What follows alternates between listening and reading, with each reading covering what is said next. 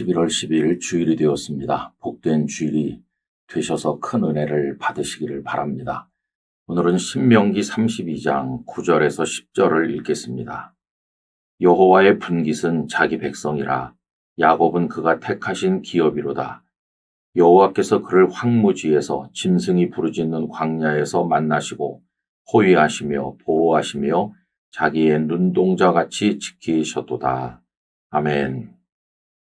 요즘에는 볼 수 없지만 예전에 제가 대학에 다닐 때는 미팅이라는 게 있었습니다. 예를 들면 남학생 10명이 나가면 저 여자 대학생 또 10명이 나오는 거죠.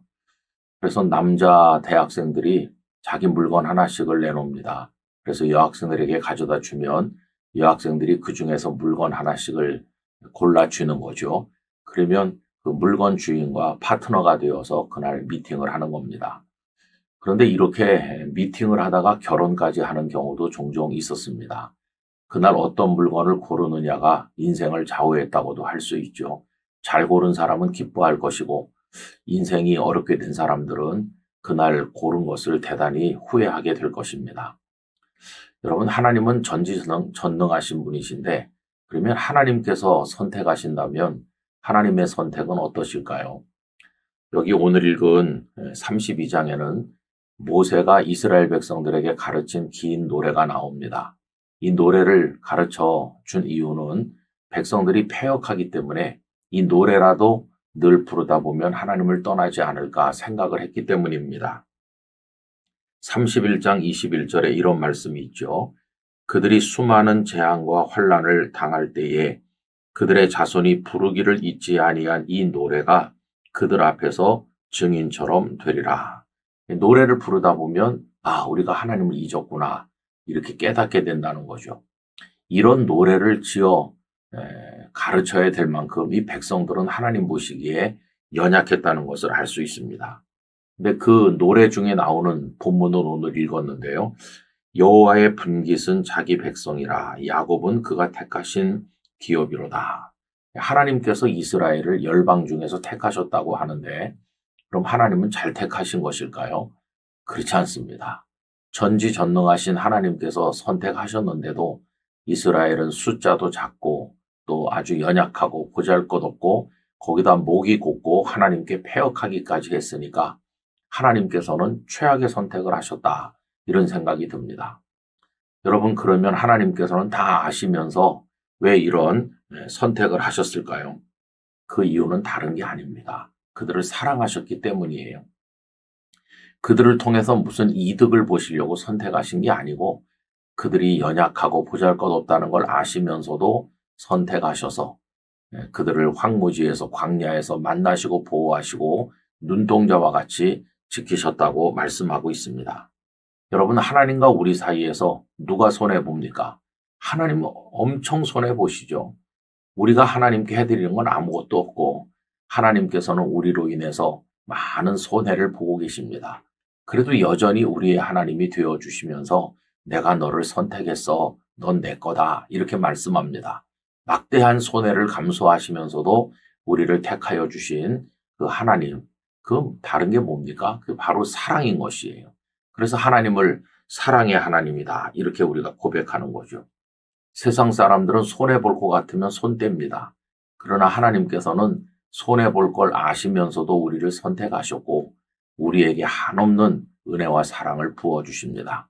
그러니까 하나님의 사랑은 진실한 사랑이고 최고의 사랑입니다. 여러분, 우리가 그런 사랑을 받고 있으니 이제 우리도 하나님 앞에 감사하며 하나님의 영광을 찬송하기를 간절히 기원합니다. 저희같이 부족함이 많은 인생들을 목이 곧고 패역한 죄인들을 선택해 주신 하나님의 은혜와 사랑에 깊이 감사드립니다. 아버지 하나님께서 말할 수 없는 사랑으로 저희를 불러주셨으니 이제 저희도 깊은 감사로 하나님을 찬양하며 섬겨 나갈 수 있도록 은혜를 주옵소서. 오늘 11월의 두 번째 주일 영광을 받아 주시옵소서. 예수님 이름으로 기도하옵나이다. 아멘. 성도 여러분, 11월 11일 월요일입니다. 이 한 주간 주님과 더불어 동행하시기를 바랍니다. 오늘 우리들의 말씀 산책은 신명기 33장 29절입니다.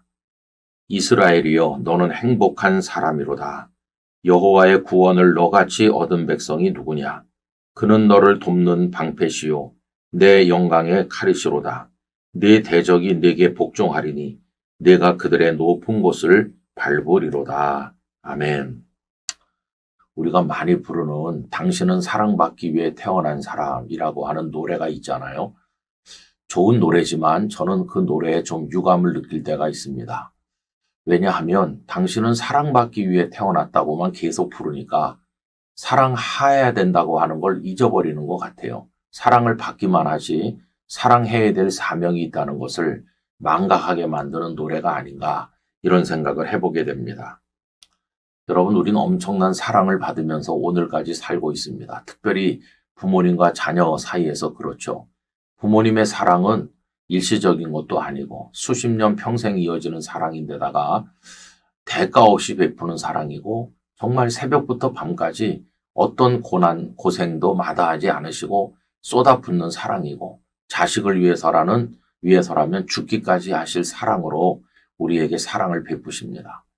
그러면 그런 사랑을 받는 자녀들은 부모의 사랑을 깨닫고 깊이 감사합니까? 문제는 그렇지 않다는 거예요. 부모님께 얼마나 투정을 많이 하는지 심지어 날 왜 낳으셨어요? 이런 못된 자식들도 있고 그래요. 그래서 부모님을 원망하면서 부모 잘못 만나서 내 인생이 이렇게 됐다는 식으로 소리 지르는 정말 페류나 같은 자식들도 있는 것이죠. 이게 정말 슬픈 겁니다. 부모 가슴에 대못을 박잖아요. 근데 이스라엘이 그랬습니다.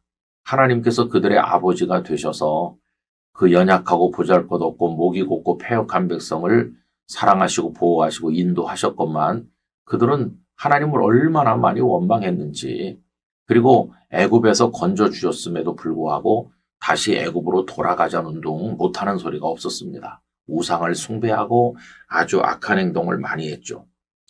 그래서 모세는 백성들을 여러 가지 말씀으로 가르치고 깨우치고 난 다음에 오늘 말씀에서 뭐라고 말하냐 하면 이스라엘이여 너는 행복한 사람이로다 라고 말해요. 하나님께서 얼마나 너희들을 사랑하셨는데 그거 알고 있니? 너희들은 행복한 사람이야 라고 말합니다. 근데 여러분, 이 말씀이 모세가 이 땅에서 남긴 마지막 말씀이에요. 그 다음 장인 34장에서는 모세가 세상 떠난 이야기가 나오니까 이스라엘이여 너는 행복한 사람이로다. 이게 마지막 말씀이에요. 저는 이 마지막 말씀이 모세 자신의 인생에 대한 고백이라고 생각합니다. 궁궐에서 40년, 미디안 광야에서 40년, 또 백성들의 지도자로 험난한 광야 생활을 같이 거치면서 40년, 이렇게 120년을 살고 정작 가나안 땅에 들어가 보지도 못하고 세상을 떠났지만은 되짚어 생각해 볼 때 모세는 내 인생은 행복했어 라고 고백하면서 하나님 앞에 갔다고 생각합니다. 여러분, 저는 우리도 이렇게 고백하길 바랍니다. 어떤 가수가 난 참 행복하다 이렇게 노래했던 거 여러분 기억하세요? 우리도 그래요. 하나님의 사랑을 받았으니 우린 정말 행복한 사람이죠. 원망하지 말고 불평하지 말고 하나님 앞에 깊이 감사하면서 이 인생의 광야를 찬송과 감격을 가지고 살아가게 되기를 원합니다. 이번 한 주간도 난 참 행복한 사람입니다. 고백하면서 기쁨과 감사로 승리하시기를 축복합니다. 아버지 하나님, 저희들은 하나님의 말할 수 없는 사랑을 받았음에도 불구하고 하나님을 원망할 때가 많으니 어리석은 저희를 용서하여 주시옵소서.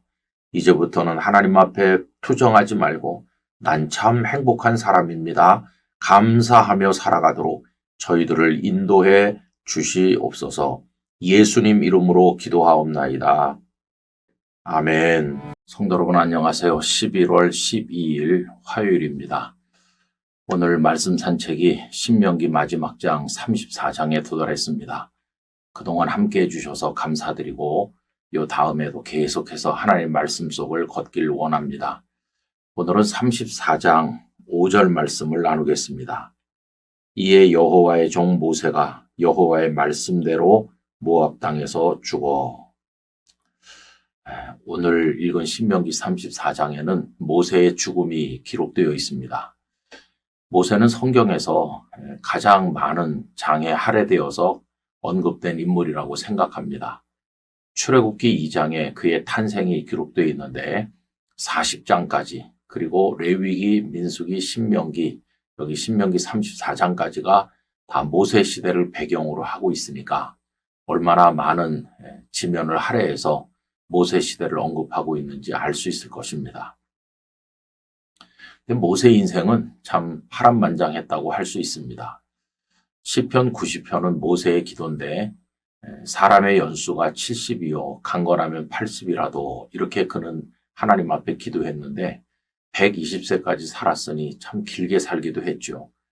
그런데 그 긴 인생이 참 하나하나 들여다보면 힘든 나날이었습니다. 처음 40년은 애굽의 궁궐에서 호화롭게 살긴 했겠지만 혈육을 잃어버린 애굽인으로서의 삶이었습니다. 어떻게 보면 속임수의 삶을 살았다 할 수가 있죠. 그 다음 40년은 장인 이드로의 양을 먹이면서 모래바람 속에서 세상이 이전 인물로 존재하였습니다. 그리고 마지막 40년은 하나님의 부르심을 받아서 사명자의 삶을 살았지만 백성들과 광야를 지나는 동안 얼마나 많은 마음고생과 고초가 있었는지 우리가 알고 있습니다. 그러니 120년 그의 인생 어느 날도 편안한 날은 없었다 하는 생각이 듭니다. 그렇게 살던 모세가 그나마 가나안 땅을 들어가지 못하고 모압 땅에서 가나안을 바라보기만 한 채로 세상을 떠납니다. 참 슬픈 일이죠. 그래서 백성들은 그가 죽었을 때 30일을 애곡했습니다. 그런데 오늘 읽은 5절 말씀은 그 모세의 죽음이 하나님의 말씀대로 된 것이다 라고 언급하고 있습니다. 모세가 여호와의 말씀대로 모압 땅에서 죽어. 아니, 죽었는데 무슨 그게 하나님의 말씀대로 된 거냐? 살아있는 동안에 하나님 말씀이 이루어지는 것이지 죽는데 그게 무슨 하나님의 말씀의 성취냐? 라고 생각할 분이 계실지도 모릅니다. 그러나 여러분, 성도에게는 살아있는 동안에만 하나님의 말씀이 드러나는 게 아니라 죽음까지도 말씀의 성취인 것입니다. 죽음까지도 하나님의 말씀대로 되는 겁니다. 그래서 모세는 비스가산 꼭대기에서 가나안을 바라보고 하나님의 말씀대로 부름을 입은 거죠. 모세는 죽음으로 끝나지 않았습니다. 그 이후에 예수님의 변화산에도 모세가 등장하고 히브리서 11장에는 모세의 믿음을 대단한 믿음으로 칭송하는 것을 볼 수 있습니다. 여러분, 성도가 이 땅에 사는 동안에도 하나님의 말씀이 이루어지는 것이고 우리가 부르심을 받는 것 또한 하나님의 말씀과 계획 속에서 이루어지는 것입니다. 그리고 그것이 끝이 아닙니다. 우리에게는 하나님께서 준비하신 영원한 천국의 삶이 이어지는 것입니다. 사는 동안에나 부르심을 받는 순간에나 우리의 모든 것이 하나님의 손안에 있게 될 것입니다. 그래서 우리의 모든 인생을 하나님께 맡기고 하나님의 계획 아래서 이루어지는 줄로 알고 하나님을 순종하며 받드는 삶으로 하나님의 뜻을 따라야만 될 것입니다. 언젠가 우리의 인생도 모세처럼 마무리될 날이 있을 터인데 여호와 하나님의 말씀대로 이루어지기를 간절히 소원합니다. 저희들의 인생을 이 땅에 보내시고 돌보시며 살게 하시다가 뜻대로 저희들을 불러가기도 하시는 아버지 하나님이시여, 모세가 120세에 부르심을 받으니 그것 또한 하나님의 말씀대로 된 것인 줄로 압니다. 저희의 삶이나 죽음이 전적으로 하나님의 손안에 있으니 하나님을 신뢰하며 살아있든지 하나님의 부름을 받는 순간을 만나든지 하나님의 뜻을 따르는 저희들이 될 수 있도록 은혜를 주옵소서. 저희 인생의 주인 되신 하나님을 찬미하며 나아가게 하여 주옵소서. 성도들의 오늘 하루의 삶 속에 동행해 주시기를 원하오며 주 예수님의 이름으로 기도드리옵나이다. 아멘. 성도 여러분, 안녕하십니까? 오늘도 하나님의 은혜 가운데서 걸어가시길 바랍니다. 11월 13일 수요일인데 오늘 우리들의 말씀 산책은 여호수아서로 넘어왔습니다. 그동안 모세를 통해서 하나님께서 출애굽하게 하신 이스라엘 백성의 이야기를 차례로 생각했는데 여호수아서까지 계속 이어서 묵상을 하고 그 다음에 시편으로 갔다가 다시 돌아올까 생각을 하고 있습니다. 오늘은 여호수아서 1장에서 1절과 2절 말씀을 잠시 나누도록 하겠습니다.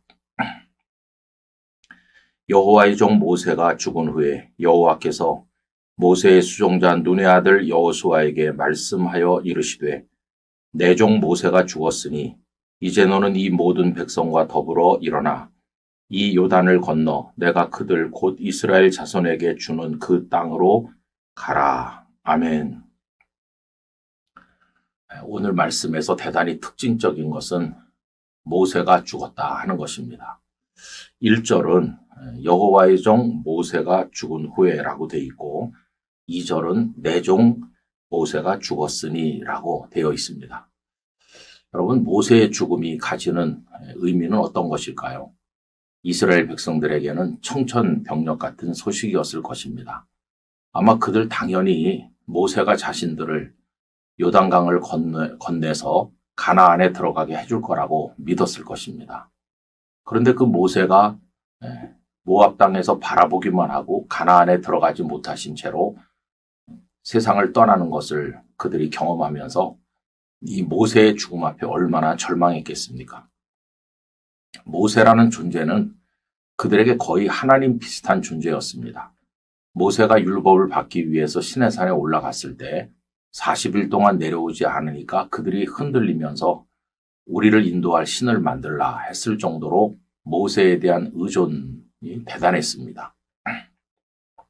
시내산에 잠깐 올라간 것만 해도 그들이 그렇게 흔들렸는데 아예 모세가 세상을 떠나셨으니 얼마나 그 충격을 받았겠습니까? 그런데 여러분, 오늘 본문이 알려주는 것은 모세는 죽었지만 하나님의 일은 계속된다는 것입니다. 하나님께서는 모세가 죽은 후에 오히려 여호수아에게 말씀하십니다. 내 종 모세가 죽었으니 너는 일어나서 백성들을 요단강 건너편으로 인도해라. 이렇게 말씀하는 거죠. 모세가 죽어도 하나님의 역사는 계속되는 겁니다. 여러분, 이건 대단한 메시지라고 할 수 있습니다. 하나님께서 하시는 일에 중단은 없습니다. 그 어떤 일이 일어난다고 할지라도 그 어떤 그 일들이 우리에게 큰 넘을 수 없는 장벽으로 여겨진다고 할지라도 하나님께서는 꾸준히 당신의 계획하신 대로 이루어 가신다 하는 것을 우리가 알 수 있는 거죠. 언젠가 이제 어느 지방의 교회, 그 교회를 개척하시고 거의 40년 가까이 목회하신 목사님께서 은퇴하시는 일이 있었습니다. 그 교회 성도들이 눈물바다가 되는 거예요. 은퇴 제도는 도대체 누가 만들었나? 우리 목사님이 70세가 된 것이 너무나도 아깝다. 목사님께서 30대 초반에 개척하셔서 거의 40년을 우리 교회를 일구시고 나 결혼 주례도 해주셨고 내 딸 결혼 주례도 해주셨고 우리 아이들 다 키워주시다시피 했는데 목사님 은퇴하면 우리는 어떻게 예수님을 믿나 이렇게 하면서 성도들이 굉장히 섭섭해했습니다. 그런데 그 목사님께서 은퇴하시는 날 후임자 목사님을 이렇게 어깨를 팔로 두르시고 성도들 앞에 서셔서 이렇게 이야기하시는 거예요. 여러분, 나는 은퇴해도 하나님은 은퇴하지 않으십니다. 나는 물러가지만 하나님은 여전하십니다. 여기 나보다 더 훌륭한 귀한 목사님이 오시지 않았습니까?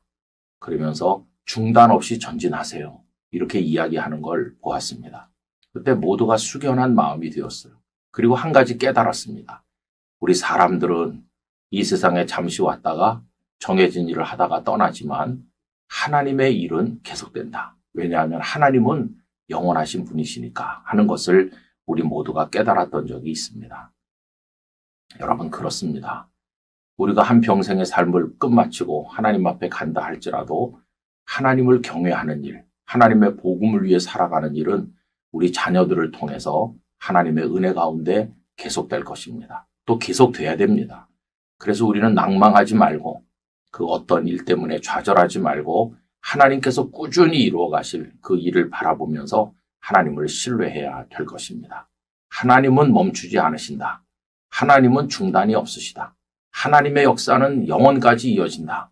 이 사실을 믿으면서 오늘도 하나님의 손에 붙들려 하나님께 쓰임받는 귀한 사람들 될 수 있기를 간절히 소원합니다. 아버지 하나님, 모세가 세상을 떠났을 때 백성들은 크게 슬퍼하며 충격을 받았습니다. 그러나 하나님께서는 오히려 모세가 죽었으니 여호수아 너는 일어나라고 말씀하십니다. 모세의 죽음도 하나님의 가나안 땅으로 백성을 이끄시는 역사를 가로막을 수는 없었습니다. 사람은 떠나지만 하나님은 영원하시고 하나님의 일은 계속된다는 것을 알게 하여 주시옵소서. 그래서 하나님만 신뢰하고 저희에게 주어진 삶을 꾸준히 이어나가며 우리 후손들에게로 이어나가며 주님 나라 이 땅에 임하는 그날까지 계속 나아가게 하여 주옵소서. 예수님의 이름으로 기도하옵나이다. 아멘. 여러분 안녕하십니까? 11월 14일 목요일이 되었습니다. 하나님의 은총이 오늘도 충만하시기를 간절히 기원합니다. 오늘 함께 읽을 말씀 산책은 여호수아서 2장 11절입니다. 우리가 듣자 곧 마음이 녹았고 너희로 말미암아 사람이 정신을 잃었나니 너희의 하나님 여호와는 위로는 하늘에서도 아래로는 땅에서도 하나님이시니라. 아멘. 여호수아는 여리고성에 정탐꾼을 두 사람을 보냈습니다. 그 두 사람이 여리고성을 정탐하던 도중에 발각이 되죠. 그래서 이들이 숨어 들어간 곳이 라합의 집이었습니다. 라합은 이들을 숨겨주었고 그리고 그들과 헤어지기 전에 여러 가지 대화를 나누게 되었는데 그 중에 한마디 말씀, 라합이 정탐꾼으로 온 사람들에게 했던 이야기를 오늘 읽게 됩니다. 그 요지는 뭐냐 하면 이스라엘 백성들의 소식을 듣는 그 순간 하나님께서 그들을 위해서 하신 그 모든 일들을 듣고 여리고 백성들의 마음이 다 녹아내렸다 하는 것입니다. 여러분, 하나님께서 이스라엘을 위해서 하신 일이 얼마나 대단합니까? 10가지 재앙을 통해서 애굽에서 나오게 하시고 홍해의 길을 내셔서 건너게 하시고 40년 광야 생활 동안 구름 기둥과 불 기둥으로 인도하시고 만나와 메추라기를 먹이시면서 아말렉을 이기고 아모리 백성을 이기고 지금 요단강 앞에까지 와 있질 않습니까? 그 다음번이 바로 자신들 여리고 성이라는 걸 생각을 했을 때 여리고 사람들이 하나님으로 인하여 간담이 다 녹아내렸다는 겁니다. 다시 한번 그 대목을 읽어보면요. 우리가 듣자 곧 마음이 녹았고 너희로 말미암아 사람이 정신을 잃었나니 이렇게 얘기했어요. 그 여리고 백성들이 큰 충격에 빠진 겁니다. 그 이유는 하나님이 하신 위대한 일을 들었기 때문이에요. 하나님은 위로도 아래로도 하나님이시다. 이게 라합이 정탐꾼들에게 했던 이야기입니다. 나중에 그 정탐꾼들이 돌아가서 여호수아에게 한 이야기도 바로 그 내용이었어요. 2장 24절에 보면 또 여호수아에게 이르되 진실로 여호와께서 그 온 땅을 우리 손에 주셨으므로 그 땅의 모든 주민이 우리 앞에서 간담이 녹더이다 하더라. 그들의 마음이 다 녹아내리고 있습니다. 이렇게 정탐꾼들이 보고한 거죠. 여러분 아직 여리고 성에서 전쟁을 하지도 않았는데 기선을 제압한 겁니다. 전쟁의 승리는 사기와 연결되어 있죠. 사기가 충천하면 이길 수 있는 겁니다. 그런데 오늘 우리들의 모습을 이 말씀을 통해서 느껴보게 되었어요. 지금 한국교회는 대한민국 사회 속에서 용기 백배한가, 사기 충천한가, 오히려 그 반대인 것 같습니다. 우리들의 간담이 녹아내리고 사탄 앞에서 두려워하고 우리를 에워싸고 있는 여러 가지 사회적 상황 아래서 한국교회가 얼마나 마음이 주저앉아 있나 이런 생각을 하게 되는 거죠. 이 대목이 안타까운 겁니다. 하나님께서 돌아가신 것도 아니고 하나님이 주무시는 것도 아닌데 하나님은 지금도 일하고 계신데 우리는 왜 마음이 무너지고 있는 것인지 저는 우리 한국교회 목회자들과 성도들이 다시 용기를 가지게 되길 원합니다. 하나님으로 인하여 우리가 이길 줄 믿습니다. 이런 믿음이 우리에게 있어야 되는 것입니다. 일전에 한 은퇴하신 목사님으로부터 전화를 받았습니다. 목사님께서는 은퇴하시고 어느 지방에 내려가 계십니다. 그런데 그 지역의 교회들을 다니면서 보니까 목회자들이 다 마음이 무너져 있더라는 것입니다. 의욕도 없고, 그래서 말씀을 힘있게 전하지도 않고, 전도할 생각도 하지도 않고, 그냥 뭐 우리는 잘 안 되죠 라고 하면서 패배주의에 젖어 있는 모습을 보시고, 이 목사님께서 굉장히 마음에 안타까움을 느끼셨다는 겁니다. 그래서 목사님께서 그 목회자들을 일일이 찾아다니시면서 우리가 힘을 내야 됩니다. 하나님 우리를 도우십니다. 이렇게 해가지고 이제 전도 훈련도 하게 되었고요. 또 그 지역 교회들이 연합으로 이제 어떤 목사님 모셔서 작년에 집회도 3일간 열었다고 합니다. 그랬더니 이제 그 목사님들이 크게 고무되시고 용기가 생기셨어요. 그래서 전도도 적극적으로 하게 됐을 뿐만 아니라 이제 올해도 연합 집회를 열자 이렇게 의기투합하게 된 거죠. 그래서 그 지역의 목사님들께서 이 목사님께 오셔서 목사님 작년에도 강사님 한 분을 주선하셔서 우리에게 연합 집회할 수 있도록 도움을 주셨는데 내년 2025년도에도 우리가 연합 집회를 열도록 도와주세요 라고 요청을 했다는 겁니다. 그래서 그 목사님께서 저에게 시간이 되면 좀 와서 그분들에게 말씀을 같이 묵상하는 시간을 가져주지 않겠느냐 이렇게 부탁을 해오셨어요. 그러지 않아도 제가 지역에 농어촌이나 여러 군데 다니면서 말씀을 전해오고 있었는데 이런 부탁을 받으니까 굉장히 마음에 고무되는 용기를 얻게 됐어요. 목사님들을 깨우고 또 지역의 성도들에게 용기를 불러일으키는 이런 사역을 우리가 해야 된다고 생각합니다. 여러분 우리가 하나님 앞에서 용기를 가져야 돼요. 여리고성 사람들이 간다미도 같이 이스라엘 백성들은 아주 힘이 넘쳤잖아요. 그게 승리하는 겁니다. 우리 한국교회가 주눅들지 말고 대한민국 사회가 어렵다 하더라도 하나님 우리에게 승리를 주실 줄 믿습니다. 이런 믿음으로 복음을 전도하고 뜨겁게 기도하고 예배하고 일어서야 되는 것이죠. 아무쪼록 하나님으로 인한 믿음의 용기가 우리 안에 넘치길 바라고 다 같이 일어나서 하나님의 영광을 선포하는 우리 모두가 되기를 간절히 소원합니다. 우리 모두 힘을 내도록 해야 되겠습니다. 기도하겠습니다. 아버지 하나님, 이스라엘 백성과 함께 하시는 하나님의 소식으로 인하여 여리고 사람들의 간담이 녹아내렸습니다.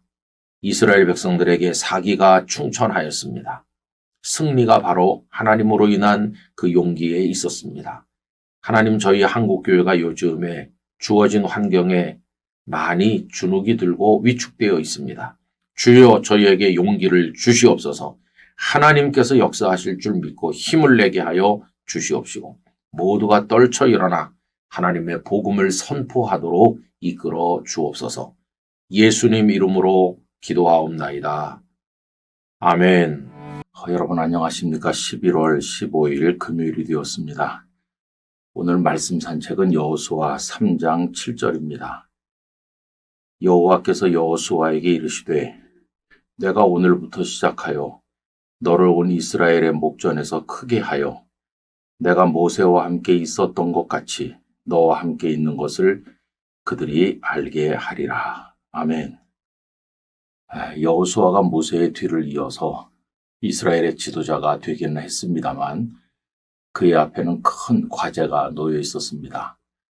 백성들을 이끌고 요단강을 건너야 했고 또 여리고를 비롯한 그 가나안 땅을 점령해서 분배해야 되는 큰 과제가 있었습니다.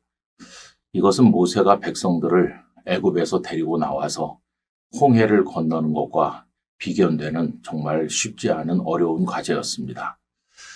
여러분 이걸 어떻게 감당할 수 있을까요? 이 여호수아에게 굉장히 큰 숙제가 주어졌는데 그런데 하나님께서는 이 숙제를 통해서 오히려 그를 크게 하시겠노라고 말씀을 하십니다. 오늘 읽은 말씀에 보면 이렇게 말씀하시죠. 내가 오늘부터 시작하여 너를 온 이스라엘의 목전에서 크게 하여 내가 모세와 함께 있었던 것 같이 너와 함께 있는 것을 그들이 알게 하리라. 사실 백성들은 그때까지 여호수아의 리더십을 의심했을 것입니다. 그들이 본 여호수아는 언제나 모세 뒤에 수종자로 서 있었던 것뿐이니까 정말 저 여호수아가 우리를 이끌 수 있을까 하는 의심이 많았을 것입니다. 그러나 나중에 어떻게 됐나요? 4장 14절에 내려가 보면 다음과 같은 말씀이 있습니다. 그날에 여호와께서 모든 이스라엘의 목전에서 여호수아를 크게 하심에 그가 생존한 날 동안에 백성이 그를 두려워하기를 모세를 두려워하던 것 같이 하였더라. 여호수아가 백성 앞에 크게 보였어요. 근데 그 중간에 뭐가 있었습니까?